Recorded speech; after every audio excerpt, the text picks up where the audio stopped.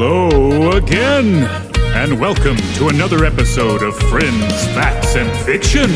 As always, this podcast is made possible by our local convenience stores, the misappropriation of history, and you. And now to your hosts, Justin Hammonds, Brant Bramlett, and Drew Shellnut. What's up? What's happening, world? This is a podcast called Friends, Facts, and Fiction, and we back. Like we promised, we're trying to stay on track a little bit. This is season 7, Not Living in Heaven. What was it? 3 less than 11? Was that the back end? I don't remember. I forgot too. Yeah, go figure it out. Fucking 4 less than 11. I can't do math. Anyway, so we're back again. I'm Justin Hammonds, and shout out to my boy Drew Shellnut. He couldn't make it today, so we got 2 special guests in the room. My boy Steve McThrill in the building. What's up, y'all? Regrettable as always. Yeah. And our producer, editor, and awesome person, Julie in the building. Hi. And Grant Bramlett. Yo. My guy. What's cracking? We back. Today we're going to talk about a really, really dope dude named Thomas Wiggins. And if you don't know, you're about to find out. And it's also Black History Month, so it kind of just fell like it fell for this one. So, yeah. How's everybody doing? How's everybody feeling? I've been better. Yeah. What's chapping your cheeks, my guy? Well, first of all, it's doing that weird shit with the weather where it's like, oh, let's be, 11 degrees, and then now let's be 75 degrees. So I've had this like little perma pseudo cold, just a little cough, a little bit of head stuffies. That's when you get pseudo fed. Some, nice. Just that fun like energy level that says, am I depressed? Am I a little sick? Is the world falling apart? Oh, cool, it's all 3. Yeah, I was about to say all 3 of those are true. I'm taking naps right now. That's weird for me. Bro, I've had the urge to not get out of my bed more strongly than any fucking time ever in my life in the past, 2 weeks. Yeah. Like, legit, for real. Like, use the bathroom, get water, get food, lay the fuck back down. Mm-hmm. Like, if I'm not at work. It's fucking ridiculous right now. Those are good days, though. Those are good days, but I'm having too many of them, Steven. Fair. I'm having too many of them. Fair. That's the thing. Mm-hmm. I don't want to get used to those. You know what I'm saying? I got a lot of stuff to do coming up in life and things. Fair enough. Yeah. How you doing, by the way? Been better. But the sense of impending doom is manageable. Yeah. So, yeah, man. On the search for a job. Got the job hunt going on, but we'll make it. Got good people, good community, good little tribe around me, so I'll manage. Yeah, true. Yeah. True. I mean, that's what it's all about in this trying time. The people around you, community. It is. I mean, in all seriousness, I think this is just going to bring everybody closer together. Yeah. And hopefully kind of ostracize the shitty ones. Yeah. Just a little more. Yeah, eventually. Hopefully. Maybe they learn their lesson and then, say, hey, I don't suck anymore. Say, okay, cool. We'll try you out again. Yeah. I don't know, man. Some people want to die on this hill. Yeah, they do. And maybe they will. But that's as dark as I'm going to get with it. Jules, how you feeling? I live in protest. My life is resistance. Facts. That's all I got. Cool. That was hard. Word up, G. Well, yeah. Hope everybody out there is doing good. It is, as we record this, about to be Super Bowl. And I hope on the other side of this that Jalen Hurts has a Super Bowl ring. I don't know. Me too. Because it's getting out of hand. Yeah. Did you ever think you'd see the day where the Eagles, of all teams, suddenly became America's team overnight? That feels so weird. You put the symbol of white privilege in the center of the tension of NFL, and then everybody's like, okay, fuck that. Okay, we're tired of this already.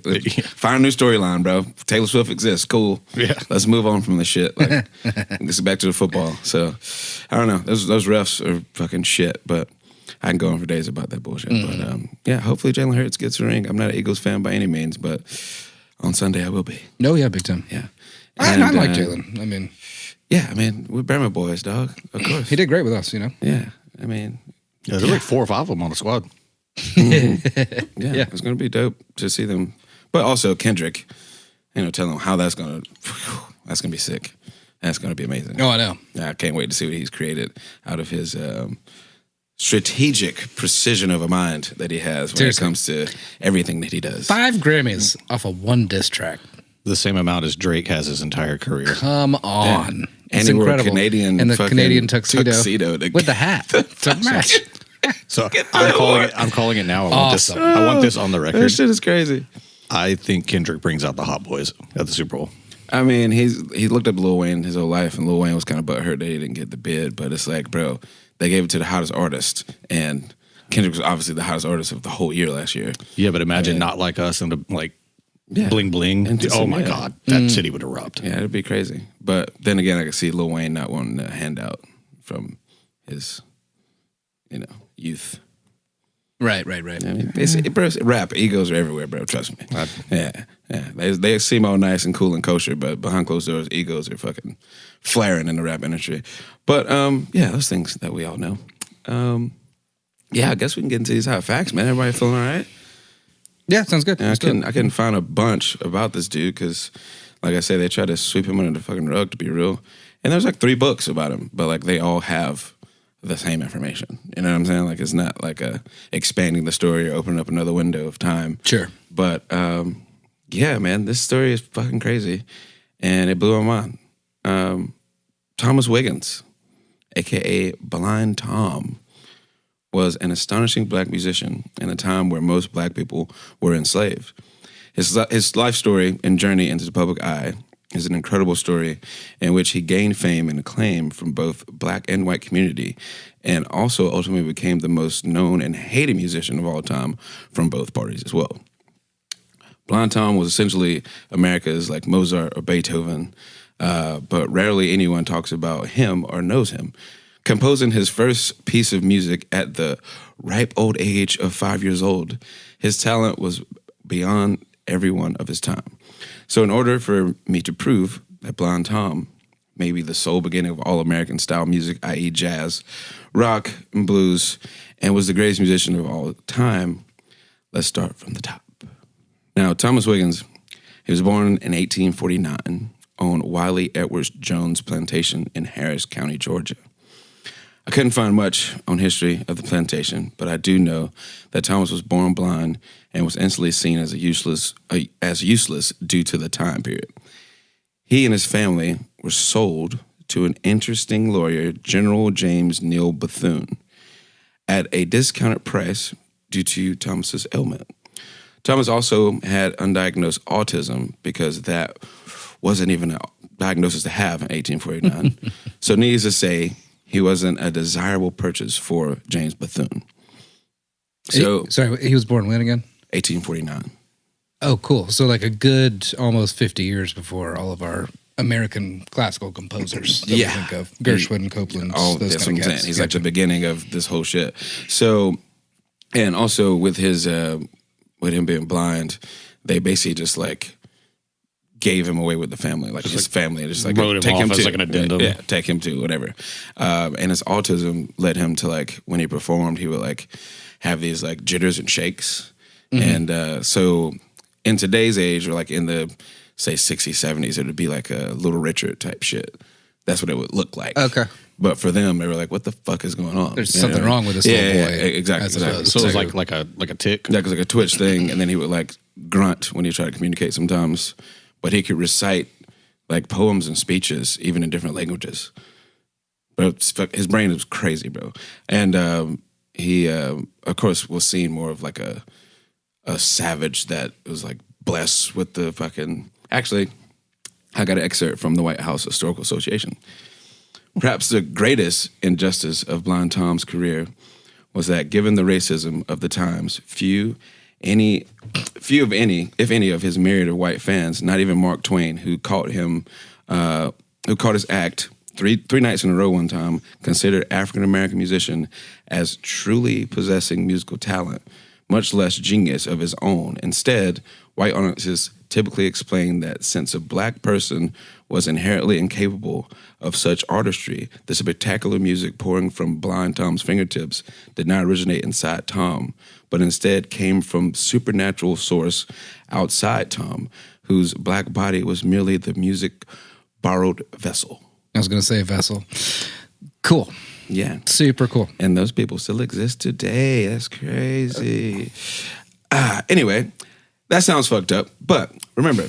Oh, by the way, earlier, if anybody caught that, I snorted when he said the racism of the time. Okay, that was my chortle there. Yeah, just in case anybody was worried. There's many because it's the same now. There's many pokes at modern day shit that is pretty much the fucking same right now, even more so in this hellscape that we're living in.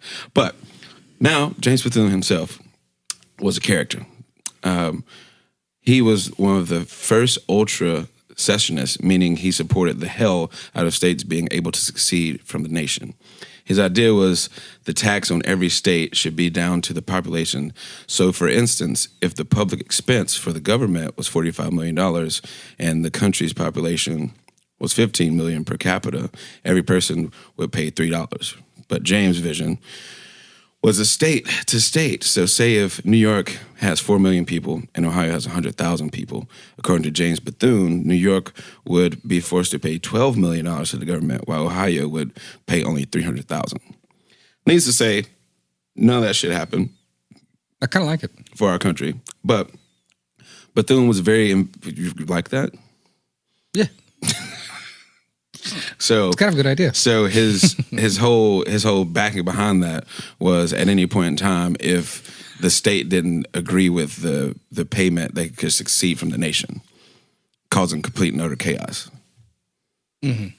That's kind of the basis of his secessionist idea. Yeah, the full scope of it. You said his last name was Bethune? Yeah, James Bethune, General James Bethune. I'm trying to find something about it, but I guarantee you, just considering like the time and the era, that the black lady that went on to be one of the co-founders of Bethune-Cookman College, her family came from a plantation owned by him. Yeah. Yeah. I mean, from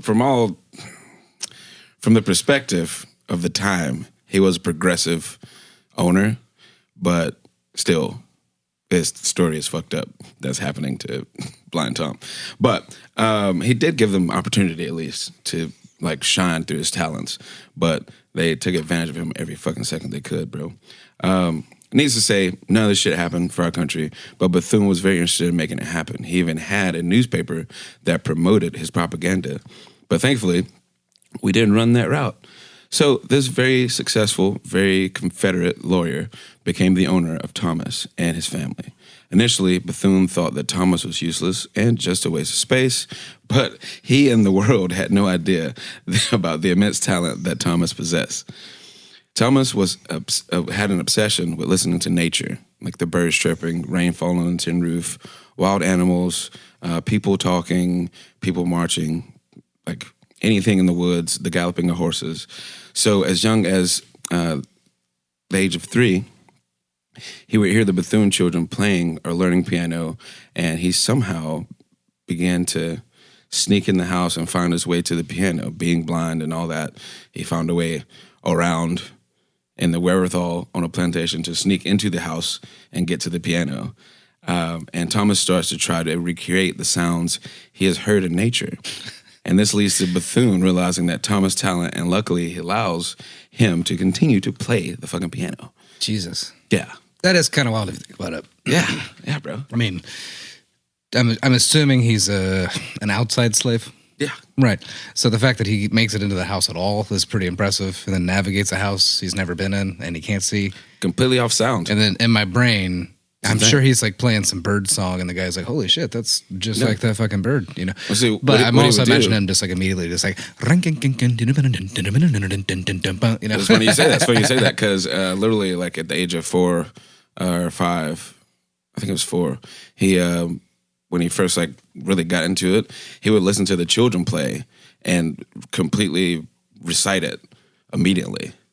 Okay, perfectly to a T. So he's a savant. Yeah. I mean, he was out playing his instructors by like the age of 8. Bro. Yeah, like, you know what I mean? It's one of those types of cats. But the way that it started is crazy. He walked in there just trying to recreate some birds he heard that day. And the dude was like, what the fuck what in the shit? You know what I mean? Like, there's really some otherworldly shit Have happening. this boy right get in here, Yeah, bro, and like, what- well, and he's he- kind of good.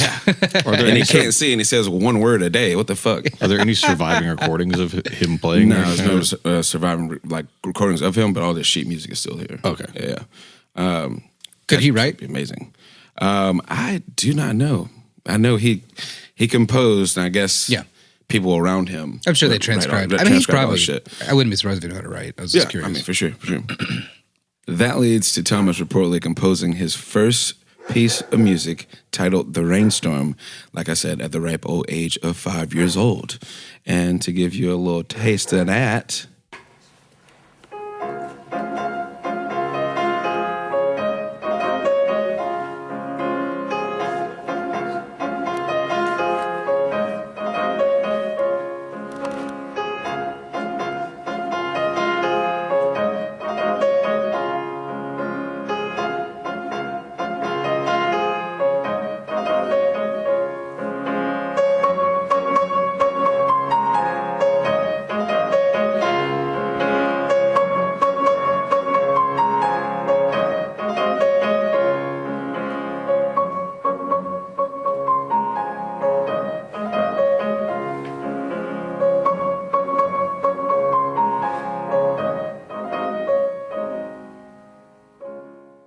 Yeah.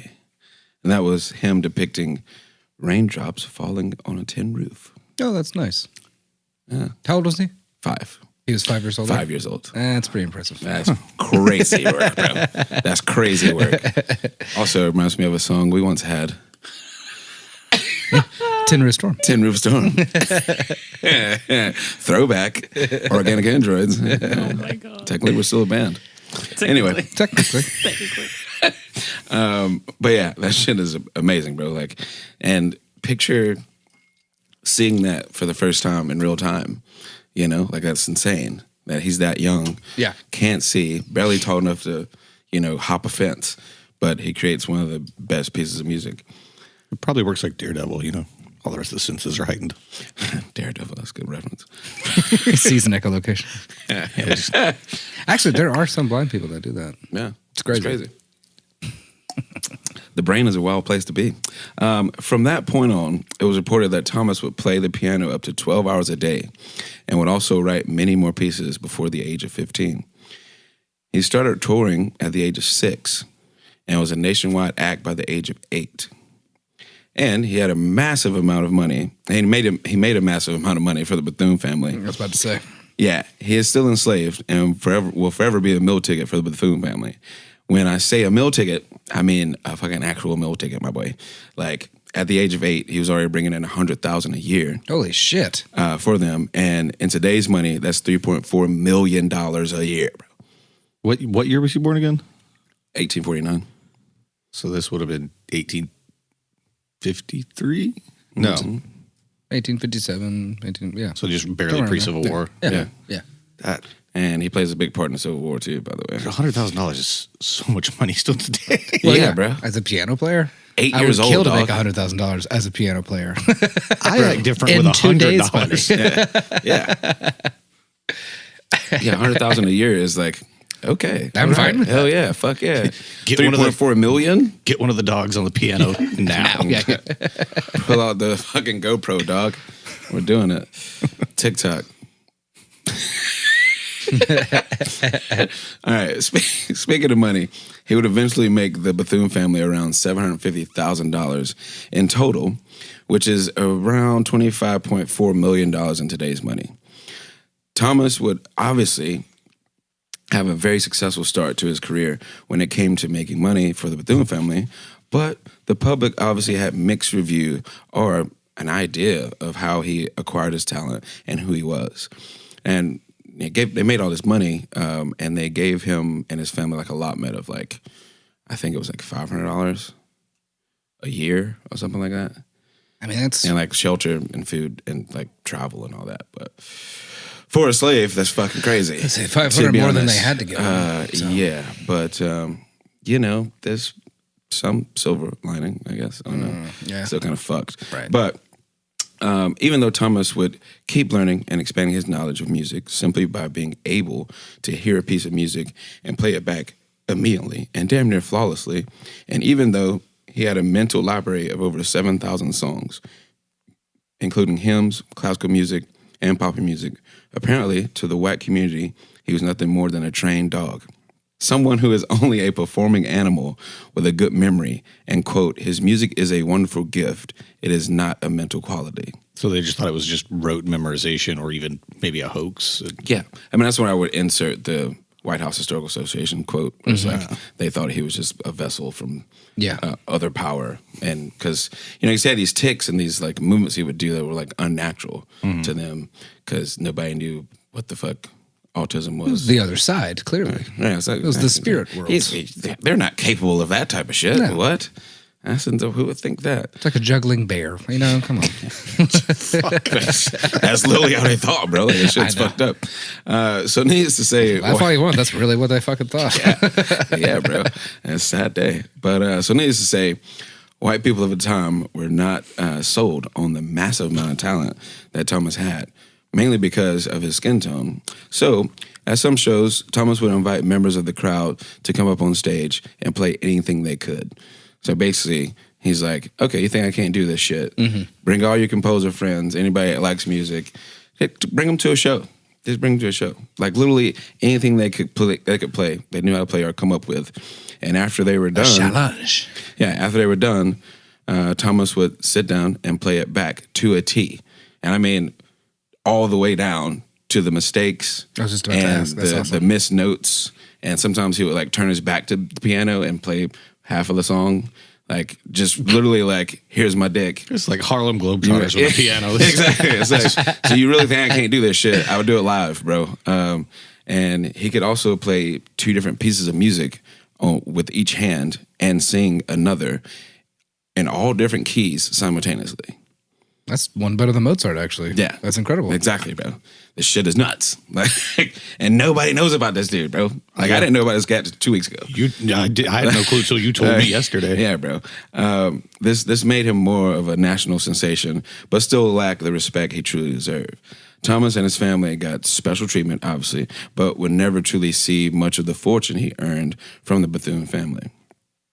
1 year before the Civil War, a young Thomas Wiggins, at the age of 11, would become the first black person to perform at the White House for President James Buchanan.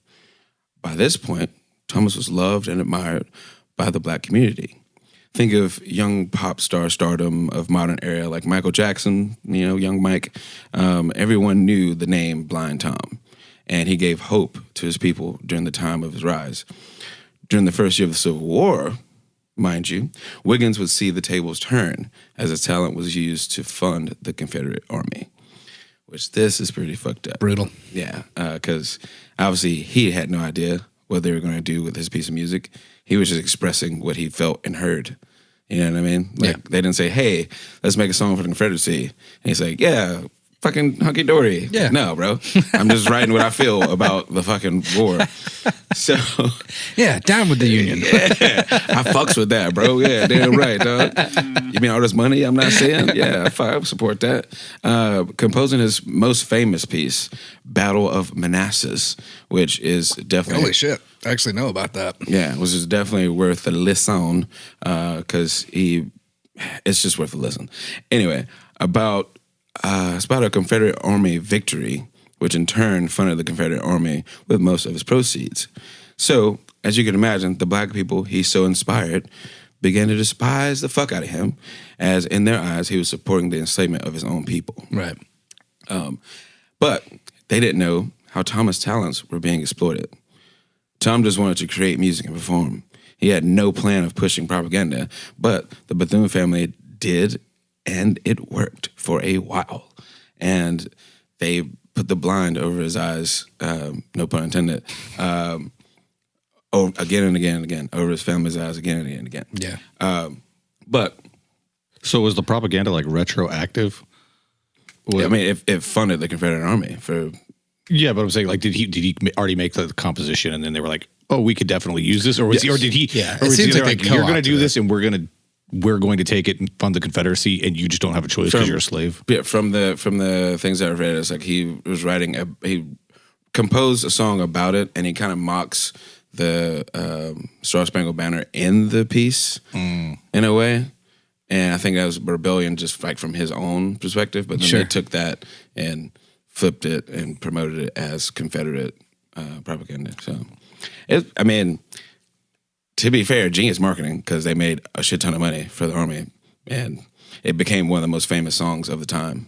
As part of the propaganda, was it like, hey, here's black people that even support the Confederacy? Here's a song like celebrating the win that we had in battle. And we're also musically making fun of the Star Spangled Banner. Yeah. Gotcha. Exactly. I wondered if they just like kind of like co-opted the fact that he was African American to be like, and it's also a black composer that supports our cause. He was definitely on the page of it, on the page for it. That's why black people started hating him, and that's probably why misguided other people were like, "Oh yeah, they're fine with us being Confederates." Yeah, like so many other things that trickled down into our fucking well of knowledge today. So this worked for a while until the war ended, and we got rid of Confederates forever. Yay! Anyway, the end of racism. Anyway, we're coming to you from the year 3049. That's why they took it out of the back of the NFL end zone, right? Because racism's done. Yeah, that's why they keep putting it in the end zone. Yeah. Anyway, after the war, Tom was 16, and Bethune took his talents across the pond, and Tom wowed the European crowds at every show. The founder of the Helle Orchestra, Charles Helle, in awe, saying that Tom was the most singular and inexplicable phenomenon he had ever seen. While technically the laws were passed to free all slaves, the Bethune family drew up a 5-year agreement for the Wiggins family. This contract was drawn up under the guise of the Bethune family gaining guardianship, quote unquote, over Thomas. And this guardianship would go from James Bethune then to his son and his wife after that. After Tom's family was convinced to sign, they took Tom's talent to New York. Once Thomas's mother, Charity, felt that the deal was a bit fishy, the Bethune family decided to invite her along to New York so she could be with her son. So they basically tried to give her privilege to blind her from the actual reality of what's happening. Following James Bethune's death, the family was run by his son John and his wife Eliza, and they had no intention of giving up the guardianship over Tom. While the 5-year contract was going, they slowly pushed Charity out. They pushed his mother out of the picture slowly and slowly and slowly. And by the time Tom was in his 40s, he wouldn't see his mom at all. They basically just shipped her back to Georgia and said, holler, you're not a part of this anymore. But he would continue to make the Bethune family a fortune by packing out theaters almost every night, while his mom was quoted saying they stole him away. Shit is sad, bro. Yeah, it hurts. Thomas would continue to play and wow crowds, becoming one of the most iconic black concert performers of the 19th century. The running stage act Blind Tom continued until he literally couldn't play due to a stroke he had in 1904, and it rendered his right hand useless. Then, sadly, 4 years later, he had another stroke, and he passed in the year of 1908. And his mother never got custody of her son, and they never seen each other past 1878 or some shit like that. 1988, one of those decades. The fact that Thomas Wiggins is damn near forgotten, despite numerous books and documentaries on his life, it is a testimony to the deeper side of the history and influence that black people have in this country being basically swept under the rug. Thomas Wiggins is the biggest influence. He was the biggest influence and the origins for modern American music. And I had no idea about him until 2 weeks ago. And the people that were alive back then drew their inspiration from him. It's quite clear that he was the biggest deal of his time. And not even in other memoirs where people took influence from him do they write about him, which is kind of fucked up. But it's America. Do you have anything from his later career? In his later career, he got really pissed when they didn't honor their 5-year contract, so he stopped playing for 2 years and said, fuck y'all, but they kept him alive and kept him healthy. That was his first like pushback and resistance and realizing what was happening to him and his family. So he pushed back for 2 years and was like, I'm not doing this. And he finally started performing again, mainly in New York, packing out theaters every day, almost every day. He would play like three shows a day, almost. Okay, I'm just interested because like some of the like.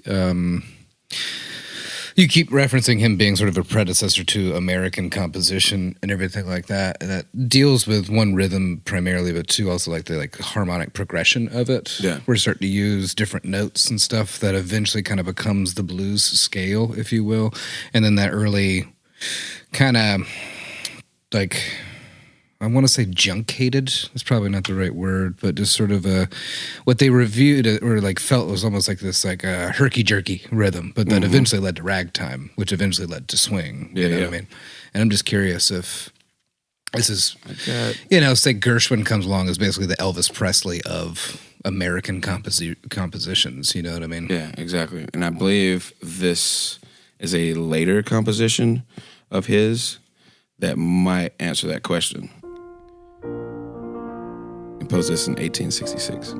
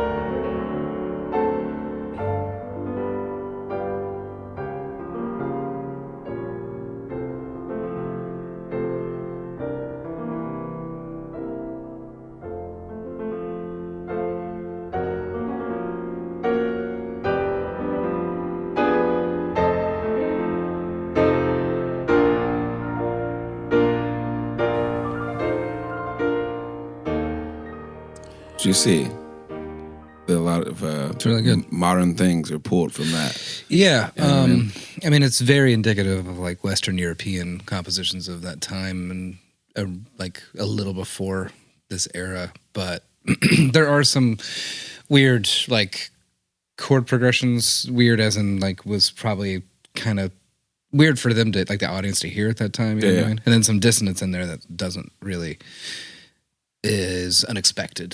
So that's cool. And that's I really noticed, like, between that one and what we heard earlier, that, I don't know, it just seems like there's this running theme, at least between those two works, where he has these very just grandiose, like, big progressions, and it's really just, the way I'm seeing it in my mind is, here are these big progressions with just lots of small runs kind of connecting, but it's these milestones and places with, small little connections as as opposed to like this other fluidity thing that, I don't know, it's just very interesting hearing that. Yeah. Yeah, it's like he took Beethoven and then made it more emotional or something.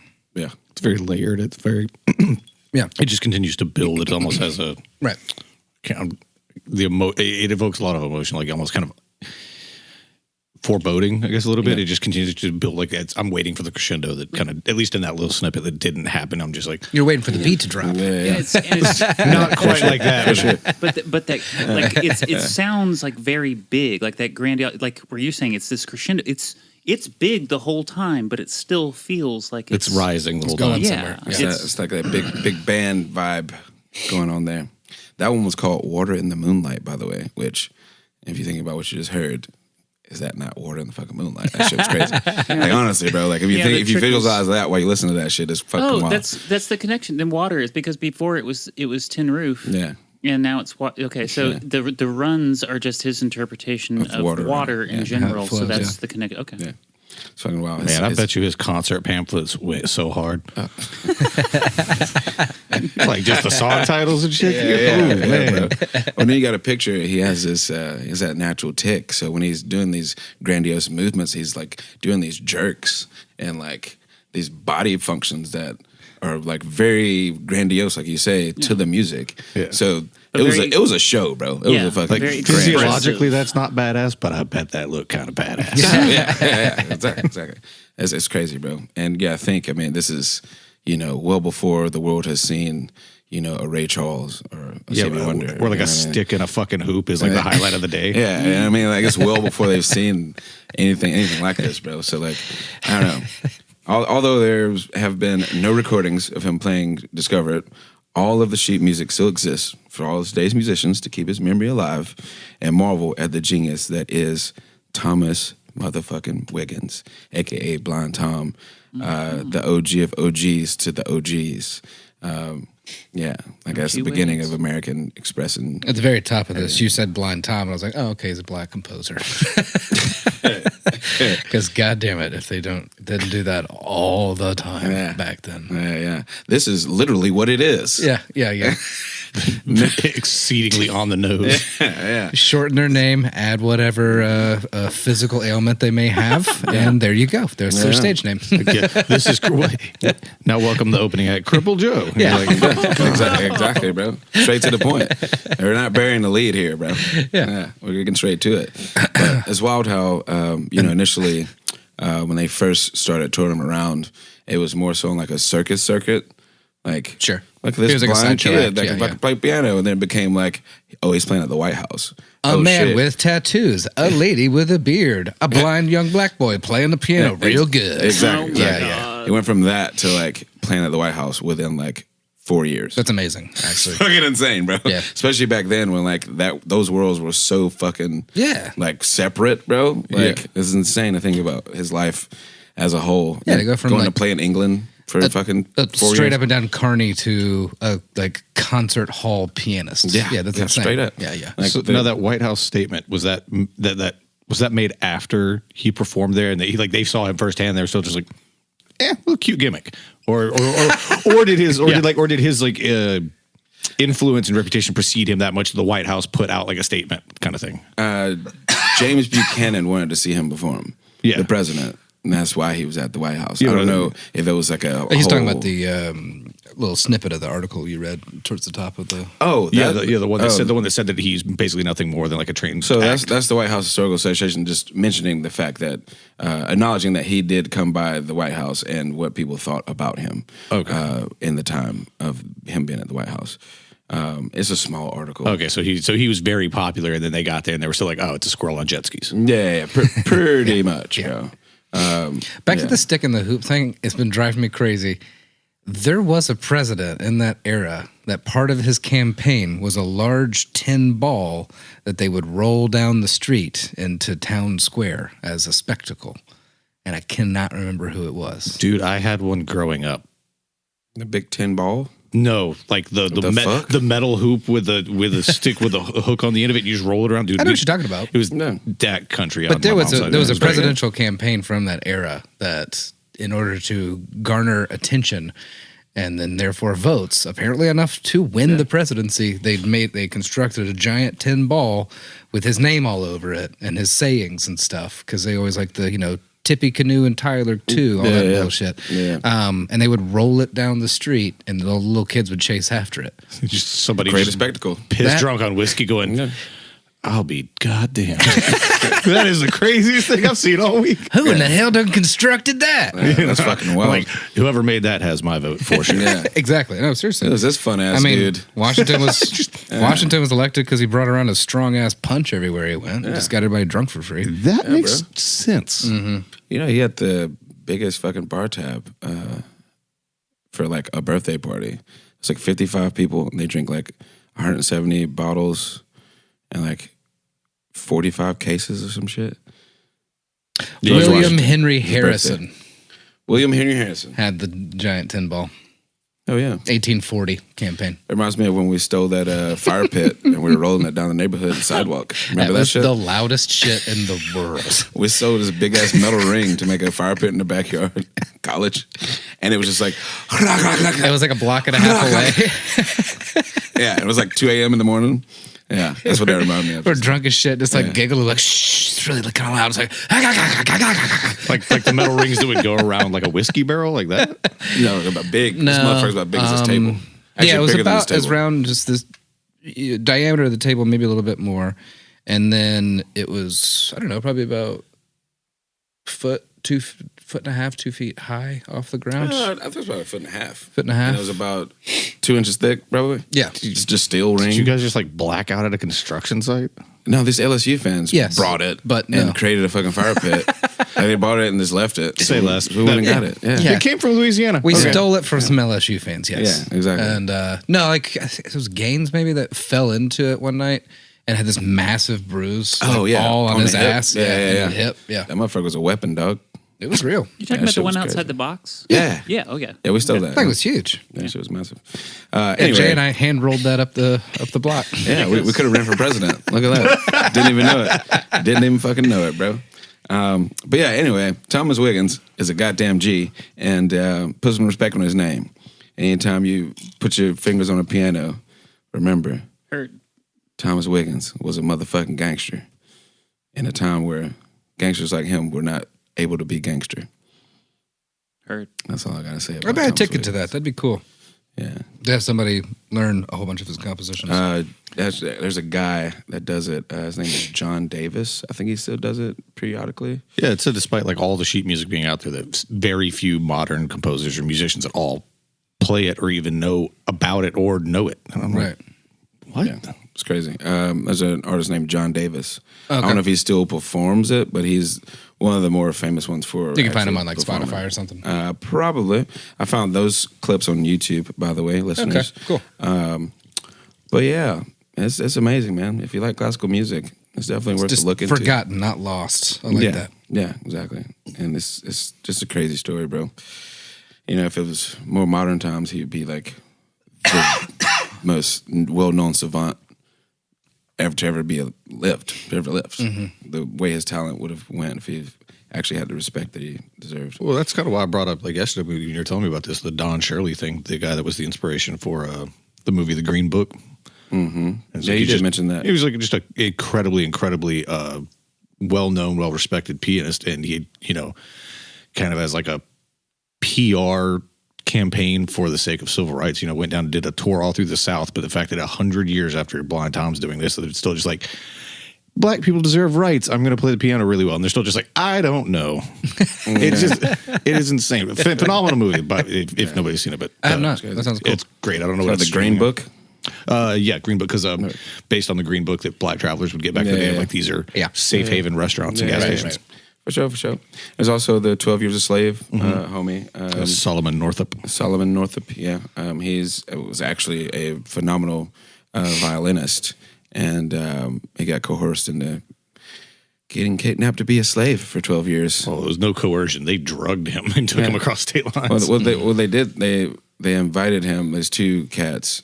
Actually, they did coerce him into a meeting, and then that's when all that shit happened. Because they were like, "Oh yeah, we run this thing. We need your talents as a violinist to like help us out." And then that's when all the other shit happened, and they threw him on a fucking thing. And, No and charges. he laid 12 years a slave. They found the people that kidnapped him and 0 charges because in Washington, D.C. at that time, a black man could not testify against a white person.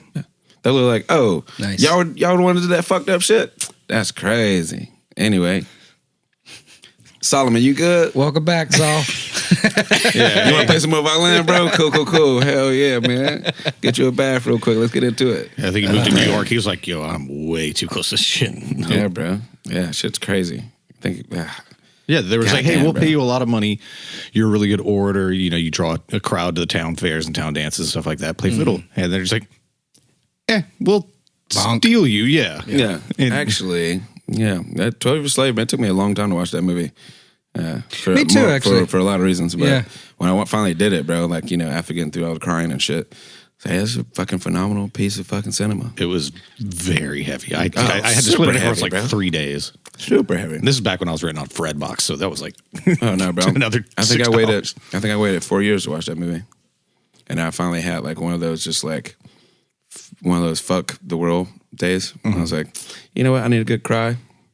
I need something to just bring me up out of this shit with some pride. Yeah. And I watched that shit and I cried and fucking that shit's heavy. Well, watch the Green Book. It's just again, Is it as heavy as 12 Years a Slave? No, it's not as heavy, but it's critically renowned. And also, if you wanted something like a pick me up that involves musicians and I'll check it out. I start like anything involving race relations. It takes me a minute to warm up to watch it. Yeah, I don't watch it when it first comes out when everybody's talking about it. It's like, nah, I need to like have this on my own time. Yeah. Because I get really sensitive about that shit, and I hate the society for about 12 hours. Sure. Like, purely hate society for like 12 hours. I have to like be by myself and watch it. Like text me for when you like for real. Like text for me real. when you do that, so I'm not like sending you dumb shit on Instagram. You're just like this white boy keeps sending me shit. I'm like, oh man, that shit really hits me, bro, for real. Just like this story, honestly, when I was in shock when I heard this story about Thomas Wiggins. I was like, what the fuck? Like somebody this fucking talented and this like outlandishly good at his fucking thing, his blessing to the world, just gets fucking swept under the rug. That's fucking ass. You were That's dialed bullshit. in when I saw you yesterday. I was like, yeah, bro. I was almost like, are you okay? Yeah. Anyway, we love you guys. I hope you learned something today. And I hope you put some respect on Thomas Wiggins' name and Solomon and what's the other guy? Don Shirley just Don passed away Shirley. like 12 years ago. Don Shirley. Go look into those guys too. How we all feeling? Everybody good? Everybody got some afterthoughts? Anybody? I feel more educated, more informed. There you go. It was somebody that Well, until about 27 hours ago, I was unaware of as well. Yeah, there you go. How you feeling?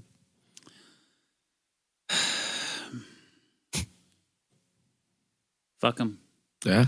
That's I liked him. I thought he was a really talented pianist. No, she's saying fuck them, not fuck him. Fuck them. Yes, fuck them. Oh, also on a I guess an okay note, the Bethune family descendants have reached out to the Wiggins family descendants in the past few years, and they've been in Discord like, hey, I know an apology doesn't fucking help, but we're acknowledging that was fucked up. So their relations are, I guess, okay from the descendant. Maybe some reparations are in order. I was about to say, because if they're still eating off of what Wiggins did, they definitely need to give him some fucking money without a diz out. But I don't know what else is going on with that. I know they contacted each other, so the Bethune family could apologize to the Wiggins family. That's a good start. I mean, acknowledgement is the first step, right? Yeah. Which, by golly, we're far away from that as a whole. But anyway, I love you, and I want you to. Well, I'm Justin Hammonds, and I'm saying love, live life, y'all, because it's worth living. Grant Bramlett here. People like the Bethunes never liked you. Oh, Wiggins though, or Blind Tom, but I wonder if he ever liked that nickname. I don't know. Back then it was so, like you say, synonymous. literal. It's probably just like, oh yeah, I am blind, I am Tom. Yeah, probably okay. so. Yeah, Well, always loved him though. For sure. Also, more importantly, fucking find your people, check on your people, read a fucking book. Anything you see, honestly, main media and stuff like that, double check, okay? It doesn't take that long to do a quick Google search, find the few places that are known to be true. It's probably somewhere outside of this country. BBC is a fine option. BBC is a great option. They're And double check. Unbiased. Because it's getting Don't worse. do that. Don't It's getting do worse that. out there. The British Broadcasting Company, you fucking child. The way he looked directly at me when I said that shit. Anyway, you know what I meant, audience. Anyway, It is very important you silly son of a bitch. for us to look after each other and honestly don't let fucking stupidity reign, I guess. I don't know. That's my little soapbox. I'll step off now. Facts. Julie here. Don't tolerate intolerance. You let a Nazi into the fucking bar, it's a Nazi bar. Yeah, true. Facts. Find your community and then build the world that you want to live in. That's all we have left. Agreed. I like that. That was poetic. Stephen McThrill here, kind of signing off. Less regrettable than usual. Leaving more informed and less drunk than most of the time. Leaving more enlightened and less inebriated. Yeah. There you go. Yeah, hell yeah. Yeah, we'll take it. It's a positive step. That should be the fucking motto of the year. More enlightened and less inebriated. Yeah, seriously. Jesus Yeah, Christ. that's my challenge to myself for these next 4 years. That's for sure.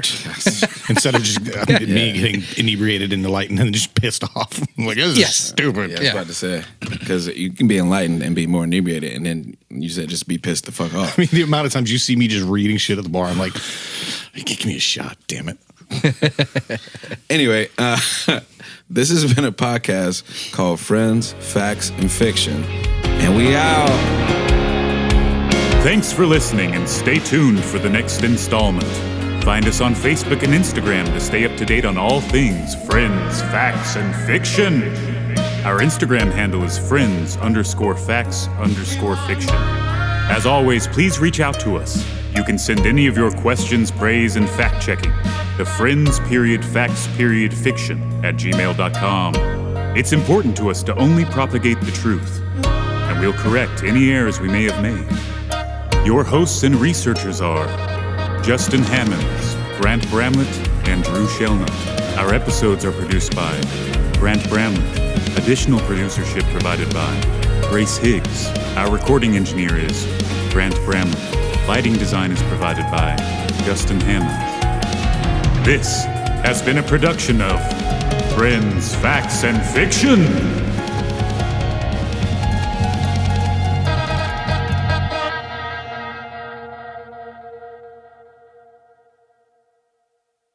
I'm not in as goofy as a mood as all you three, so I guess we'll get there.